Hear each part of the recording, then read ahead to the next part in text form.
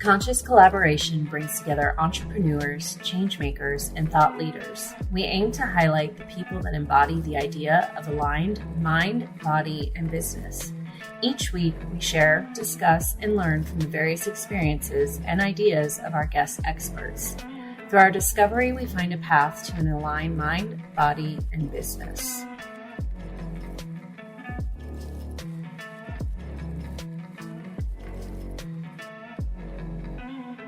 At the Conscious Collaboration Podcast, we are proud affiliates of Atapa medical grade red light therapy devices. Red light therapy boasts a long list of clinically proven benefits, many that I and many of my clients have experienced firsthand. You can be sure that you'll be able to train harder, recover faster, and sleep better with Atapa Red Light Therapy. Visit myatapa.com, myatapa.com, or use the link in our Instagram bio to shop with the code COLLAB15, that's COLLAB 15, for a discount on your device. Hey guys, welcome to the podcast. I'm Michelle. And I'm Lisa. I'm Emily, and we are the Conscious Collaboration. What's up, guys? So today's episode is stemming from a conversation that Lisa and I had the other day on a personal level that got me interested in some of the things that both of you guys have been doing lately as Feng Shui experts. So Lisa, when we were chatting, we kind of got into the idea of relationships, both personal and in business, and the different overlaps and the importance. And you said something interesting to me, which is that you had a couple of clients coming to you lately with some relationship related requests. Can you expand a little more on that, Lisa? Yeah, so the top 3 requested Feng Shui cures in any situation or what we're called out to help assess are related to abundance, love and romance, or partnerships, and holistic health and wellness. And all of these go hand in hand really beautifully, especially when it comes to someone who owns a business, who is very business mindset, because we all know that when we're not lucky in love, for example, everything seems to feel like it's falling apart. So it is all very much interrelated in all of these areas. Yeah, Lisa, I agree. Definitely one of the top requests I get as well, with whether it's a business space or a home, is relationships. And it's funny, I was just having a conversation this morning with somebody about how important it is to build those relationships, especially in business also, because it takes a while to get to know somebody for them to trust and like you, kind of like they say in real estate, what is it?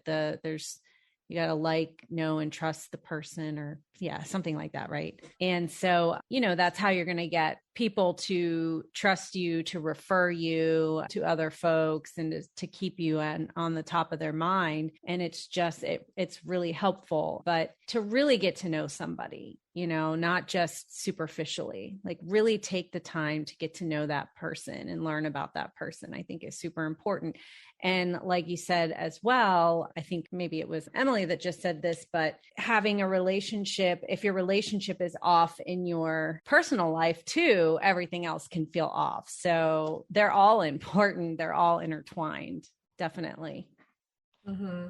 And I've found over time a lot of parallels between some client relationships of mine that I can draw to more personal relationships, and lessons, that I've learned from personal relationships that apply to my client relationships, and vice versa. Yes, that's very true as well. Mm-hmm. It seems like too, we talk a lot about in relationships, that idea of projecting and mirroring that interrelationship between ourselves and those around us.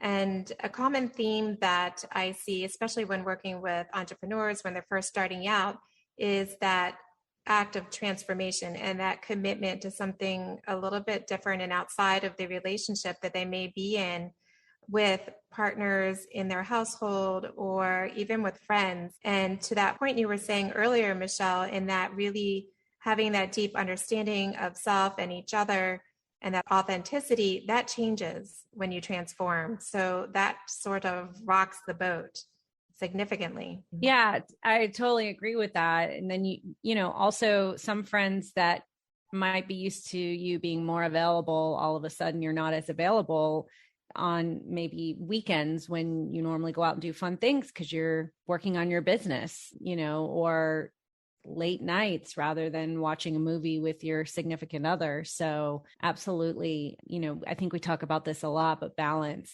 between, that's what our whole podcast, I think, is about, is finding that balance between everything. So yeah, I agree 100%. Emily, I think you recently had some experiences in regards to using Feng Shui cures with relationships. Can you tell us a little bit about that? Yeah, I did. Thanks to you guys. So it's funny because I've been running around telling people in the last couple of weeks, like, Feng Shui really works, you guys. This shit works. This shit works. So starting with my home, I had an area in my living room that it's a stupid story, really. I was putting together, it's a white bookshelf. And when I put it together, I was not paying attention and I installed the backing so that the ugly cardboard part was facing out instead of the white part. So I think, I had a really long day of like doing chores and stuff. So I just kind of shoved the bookshelf back in the corner and was like, I'll deal with that later. Piled some stuff on it, and later turned into probably a year later. By the time I was like, and in talking with you guys, I learned that was actually my relationship area of my home. So I'm like, okay, maybe I ought to apply some better intention to this. There was piles of mail that had accumulated and that were kind of trickling over into my, what is that, your fame and reputation section that's right next to it. So I found myself with a Sunday afternoon to work on these things, and I started texting you guys, okay, what can I do here to improve the flow of chi to get my, relationships optimized here? And you guys gave me some simple tips, mostly with stuff that I already had, move some crystals over there and, enhance the idea of duality. So I even put a fish there, and Lisa, I think, gave me the idea to put a mirror up to reflect another reflection of the fish as that example of duality. And, the different elements to include. And Michelle gave me some great plant recommendations. So immediately I noticed that it just felt better to be in that room. Like I just kept getting drawn to that corner, actually. Yeah. Calm. Just like staring at it and looking at it. And I wanted to sit there and, I wanted the candles lit. And then, a little further out, actually pretty quickly, I started to notice things happening. So for one thing, a lot of that old mail that had accumulated was financial in nature. And I immediately noticed some sort of financial blockages that started to clear. Soon after I did that corner in my home, I also utilized the gift that you guys so kindly got me for my birthday, which is this gorgeous little sun catcher with a crystal on the end. And I hung it in the helpful people area here at the studio. So I kind of credit both of these practices for then the influx of new client relationships that was created. I got 3, I think, new client relationships established within a week or 2 weeks, I think 2 weeks, and which is amazing. And, also I could feel, we'll say, an opening in my personal relationship. Ooh. I could just feel it. I could feel it. So Better communication. yeah. More clarity. Yeah. Yeah. That's beautiful. Shit works. It gives me goosebumps just hearing you describe it. And I try to explain to people, when you do a corner, if you just pick one corner in your home and you do it, you'll have that feeling. Like you said, you'll be drawn to it. I did my fame and reputation corner a while back, and it happens to be in a doorway. Like it's like a little walkthrough to my backyard. But I love it so much. I wish I could just like put a beanbag in there and sit there. I just love walking through it every single day. It just has some kind of different feeling and energy to it. So I love that you said that you described it that way. Yeah, it's a little bit addicting now. I just want to feng shui all the things. I know. I even offered to be you guys' feng shui bitch. I meant that. Have somebody yell at me to do things for once. Well, you should know we can't stop ourselves from feng shuiing all the things. Yeah. So that's hard. And we can't give our numbers out to everybody for that reason. Right. But what I think is important to explain to listeners who are not familiar with feng shui, creating these beautiful vignettes and how they attract people into a space and to make it feel more welcoming, that's the same effect that it has on chi or life force energy and ultimately our opportunities. And so that idea of clearing and making room, all of that is opening up. And the idea of putting in purposeful items can really be awakening, not only to a space, but to all of your senses. And even just almost like repurposing items that you already have there, just with more intention this time. That's what I was going to say. That's what I love so much about feng shui, and the beauty of feng shui is you literally don't have to buy a thing if you don't want to. You know, you can repurpose anything in your home. Like you said, just moving some things around with intention, or you probably have items that you just adore in your home. They're just not in the right spot to nourish that, you know, that intention, that area. So you probably don't even notice them anymore. But then when you bring them out on display in the correct spot, it just is a whole nother vibe. And you can get creative. It doesn't, like, you don't have to have like one specific thing for this relationship corner. You can kind of get creative with the things you already have. Yeah. So Lisa, do you want to, without getting too deep into, because we could go on forever, do you want to give the basics of, like, you know, what somebody could use in a relationship section of their home? Yeah. So first, let's revisit the Bagua energy map. So the relationship area of your home or your workspace is the back right corner. And those of you who practiced feng shui years ago, this is called the marriage corner. And it is the area that's ruled by the earth element. So the main, most dominant element in this area should be earth. And anything that we add in there should hopefully be mostly nourishing of earth energy. So knowing that you have this relationships area now, place or think into your mind or write on your piece of paper that you have nearby, where is this located in your home or your workspace? And then, you know what, I even suggest that you take a picture of it, because it helps to remove your ego a little bit from being so comfy within that space. So take a picture, look at it in your cell phone or put it on your computer, and you'll see, okay, like this looks dark, it looks dingy, there's a pile of mail I didn't even know was sitting here, and start from that place. And Michelle, what would you add to that? Well, I was going to add, this is kind of silly, but sometimes I can be dyslexic. So for the listeners, if you're standing at your front door looking into your home, it's the back right corner. But if you're facing, and this, I hope this doesn't confuse people. Yeah, I don't know.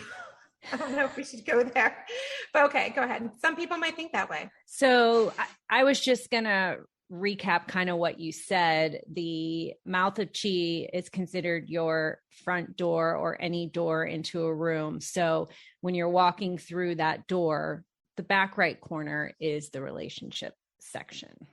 Correct. Yeah. So the idea of the mouth of chi, that which people enter and opportunities, that is the architecturally determined door. So it has a great intention behind it. It's the architect's intention. This is the main entrance into the home. This is the main entrance into a room. So it's not going to be your garage door entryway into your laundry room. It's going to be your actual front door. That's where you would be looking from. So that back right area, if you have a squared off corner, is your romance and partnerships. Now this talks about romantic partnerships and also work partnerships and relationships as well. It's all relationships. And if you are missing, or you believe that you're missing this area, then I advise that you reach out to us and let us know.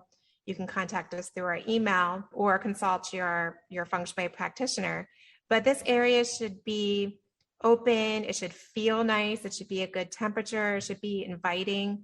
There shouldn't be broken things. There shouldn't be forgotten things. And just like Emily was describing in her personal example, is that idea of I'll take care of this later. You don't want that energy in your relationships. So Emily just putting her intention on that Sunday and that little bit of chit chat we did in our messages resolved her energy really quickly, and it just built. And the evidence was seen in the week following. I think a couple days following, really. Yeah, absolutely. So I know you've mentioned some things, Lisa, bringing in the element of earth, and maybe you can expand on that a little bit. But can you guys each give us just a couple of tips, things that our listeners can do right now to concretely improve their relationship corner and enhance their personal and business relationships? Lisa? So, okay, say you just took a picture of that corner and it looks like it's forgotten. It looks like it's a mess and it needs some tweaking. I mentioned that the dominant element should be earth. So earth is represented by things of the actual earth. It could be things that are granite, stone, crystal. It could even be a potted plant that has earth in it. It could be clay. It could be things that are square. It could be things that are colored earth. Now in this area, a really popular color that's more aligned with the energy of relationships is like a skin tone, like a blush color, maybe. Even coral is very activating here. So you can add in these colors through items you already have. It doesn't need to be a Chinese trinket. It doesn't need to be something prescribed or recommended by me and Michelle. It can be a pillow that contains these colors. And to that point, you should see a great dominance of this earth energy. And what would support it is fire. So you can add in candles, you can add in things that have motion and energy, electronics, anything that is flame colored or produces a flame. Lights, I think I might have mentioned, I love twinkle lights. So whenever you can use fairy lights in that area, it's really beautiful and activating, meaning it's creating more earth energy without you having to add in more earth. If you're saying there's too many earth tones here and I want to spice it up, bring in some fire. There was a little mini ritual that you gave me as well, Lisa. Can you share that with the listeners? Are you talking about the ritual with the box? Where I wrote the words on the box and put them in the box. Yeah. So I learned from one of my mentors in groups a ritual that I like to use for someone who's looking to manifest specific things in a relationship. And it is highly effective. And I believe we did this around the new moon, Emily. So it's highly effective, even more so with your intention to begin this on the day of a new moon, to take a box and write on different pieces of paper or in a letter. You can write the things that you desire in optimal relationships, partnerships, and romance. And it can be any length of desires, but being very, very specific and writing it as if you have already experienced it. And getting into that energy of I'm receiving something as a surprise or a gift, almost like that energy, like when you, and I think this happened to you, Emily, almost that energy of when you go to the mailbox and you get a check or like a refund back from the IRS or like money back from the hospital, like you overpaid, here's a couple $100 and you're like, oh my gosh, this is great and wonderful. But that energy of you're being supported in a surprising way, because we can have these desires and when we put too many expectations and that sort of like framework, it traps them from being able to arrive to us in the way that is meant to be. So putting this list or, if there's a separate piece of paper, fine, into the box. I like to use anything that's related to the number 9 because 9 is a very lucky number. and it symbolizes completion. So bonus points if you use a multiple of 9, and then put it in the box. And as always, when I'm doing something with intention, I like to light a candle, incense, or ring a bell, but that's just, again, being extra. So in doing so, you can put them in your box, close it up, and get a red silk string cord. That's what I recommend. And again, this isn't a cure that's passed down from my master's in Feng Shui. This is a combination of a group exercise we did, I believe, in August around the Lion's Gate. So we're really very respectful of these cures when we give them to the masses because they're coming from a teacher. But this is one that I feel confident in giving you, and it's easy to do. Take the red silk string, and I recommend that you measure it to be the length of your body or the closest multiple of 9. That's close to the length of your body, and then wrap it around the box. And while you're wrapping it around the box, you can chant Om Mani Padme Hum at least 9 times to secure this practice with intention. And this speaks to another layer of your consciousness and awareness. And this is something that you can revisit each day. Leave it in one space that's out of reach from the kids and the cats and anything you might toss on it. And revisit it each day, at least for 9 days, with your intention just to recognize it's there and really connect again with that feeling of acceptance and, receiving, acceptance and receiving. And you might eventually forget about what's in that box, but then you'll come to find it a little while later. And I believe in all of my experience in opening that box, everything, you may find, Emily, when you open that box again, that everything has come to you. So, yeah, that'd be nice. So that's a ritual from me, from some of my friends and teachers and groups that I've been a part of that I feel good about sharing with you listeners at home. And if you have any questions, you can reach out to us and let us know. And yeah. What about you, Michelle? What are a couple of tips you think to improve that relationship corner? Well, one thing you can do if you aren't into the colors, or like Lisa said, it's too much earth or whatnot, there's also a shape that's involved with that section. It's a square. So you can place anything in that room with intention that is a square shape.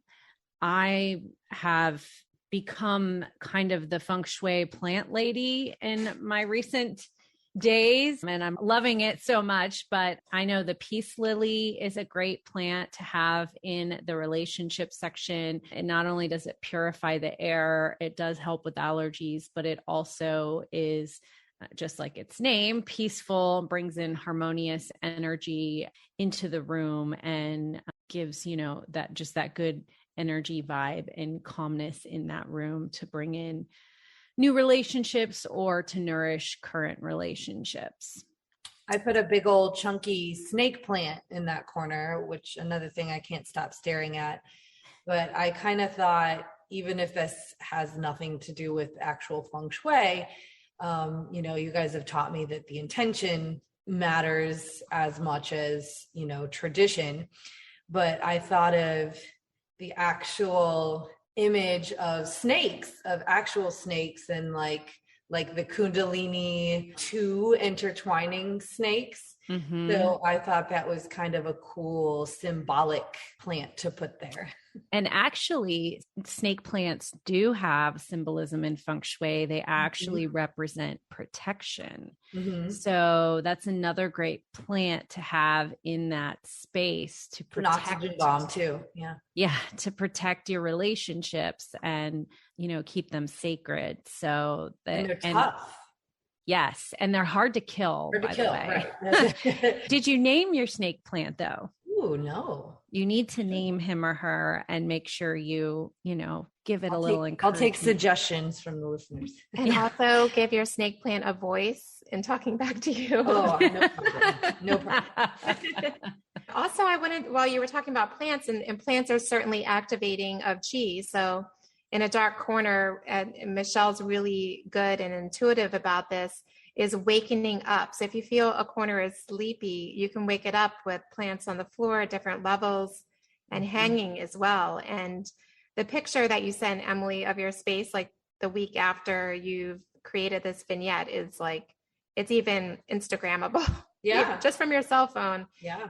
We should do a before and after of it, because I think you sent me the before too. Did I? I think you did. I hope I did. You did. I have Yeah, it. I think so. But I was also thinking about animals and the symbolism in animals in Feng Shui. And for relationships, we want to see a duality, pairs in particular. So not only pairs and objects, but it can be even more special, just as you referenced the two snakes intertwined, to be really, you can use two birds that are very communicative and with that intention. So again, it all goes back to intention and how it personally means to you and what you're experiencing. Even the fish and the mirrored reflection of the fish that you place there, a fish is an ancient symbol of abundance and lucrative money and wealth. And so that is a really smart thing to have even the live fish there with your intention, and it has that movement as well. So that life is chi.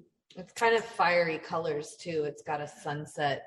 Yeah, it's interesting. I find time and time again, I think almost everybody that I've encountered in some shape or form has the intuitive abilities already. They're doing like mini feng shui and they don't realize it. They're already kind of on that track. And then you can, point it out to them that they already unintentionally, subconsciously, they probably knew what they were doing. But and like you all mentioned in the first feng shui episode, even just decluttering a space can do wonders for the flow of chi. Yes, I think you were the one, Emily, that talked about the multiple piles. I had piles of, that was the perfect example of that. Piles of mail. But they were piles in motion. So we gave you a little point. We gave you a little credit for that. Yeah. They were intentional piles. Yeah. Well, do you guys have anything else you want to add before we wrap up this episode? I would say also that it's even for Feng Shui practitioners and having our own businesses, both our relationships and our business, they are constantly needing our nourishment, and putting all of our energy into one and not the other can divide us. And going back to the idea of aligning mind and body and business, returning to that place of alignment and not depleting ourselves, but rather nourishing ourselves through our environment and what we see. So our environment should be inspiring and reflective of our up-leveling. Absolutely. Well, thank you guys so much. You've been very helpful to me, and I think you will prove to be very helpful to the listeners in this matter. And to the listeners, continue to send us your questions, your topic requests, and anything else you feel like telling us. And we will chat with you guys soon. Yeah. Thanks, everybody. Talk to you in 5 minutes. Talk to you in 5 minutes. Talk to you in 5. Bye.